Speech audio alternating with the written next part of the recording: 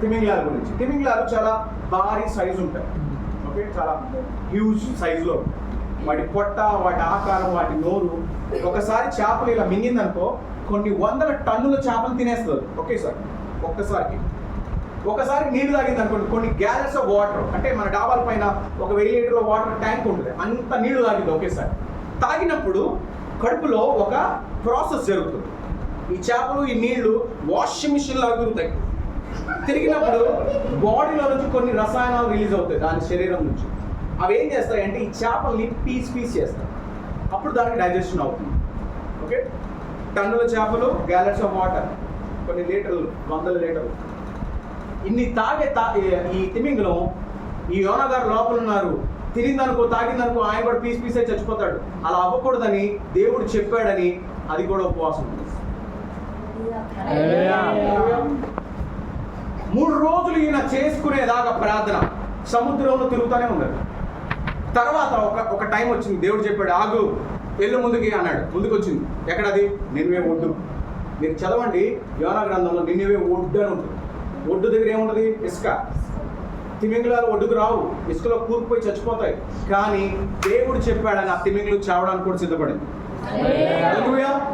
కానీ దాని కడుపులో ఉన్న వ్యక్తి దేవుని పోలికలో, దేవుని స్వరూపంలో చేయబడ్డ వ్యక్తి దేవుడు మాట వినలా. కానీ దేవుడు అయినా ప్రేమించాడు. ఆమేన్.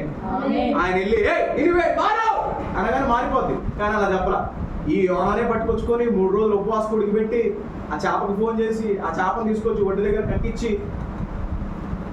చేపలు ఆయన మాట విన్నాయి, కాపులు ఆయన మాట విన్నాయి, గాడిద ఆయన మాట విన్నాయి, సింహాలు ఆయన మాట విన్నాయి, కోడి చెప్పగానే వింటుంది. మామూలుగా అది తయారు కూసేది కూడా పేదల కోసం 3 సార్లు కూసింది. నాకు ఒక కోడి కూసిందా 3 సపరేట్ కోడిలో నాకు తెలియదు. పేదలు 3 చోట్లకి వెళ్ళాడు. 3 కోడి పుంజులు. ఎవరు ఫోన్ చేశారు వాటికి? పేతురు వస్తాడు, అబద్ధం ఆడతాడు అరో అని ఎవరు చెప్పారు? వాక్యాన్ని మీరు అలా చదివితే మీకు బ్లో అయిపోతుంది మైండ్. కోళ్ళు అరిసినాయి అండి. రాత్రి వేళ కోళ్ళు అరుస్తాయి, మీరు చూసారా? పొద్దున పూట అరిసాయి. ఒక మీటింగ్ ఎక్కడ నించున్నాడు ఇలా వేసుకుంది రాత్రి పూట. వెనక నుంచి నాకు తెలియదు దొరికిపోయాను. ఇంత చేసిన వీక్నెస్ ఉన్న పేతురుని దేవుడు వాడుకొని ఆయన సంఘాన్ని కట్టాడు. ఆయన మీద బండాన్ని. దేవుడు నీకు నాకు చెప్తున్నాడు, చిన్న మంద భయపడ అని మీరు చెప్పాలి పిల్లలకి. పెద్దవాళ్ళని మనం చర్చకు వస్తున్నారు మీకు రోజుని చెప్తున్నా బాగు అర్థమైందా అని నేను పద్దాక ఆమెని ఫోకస్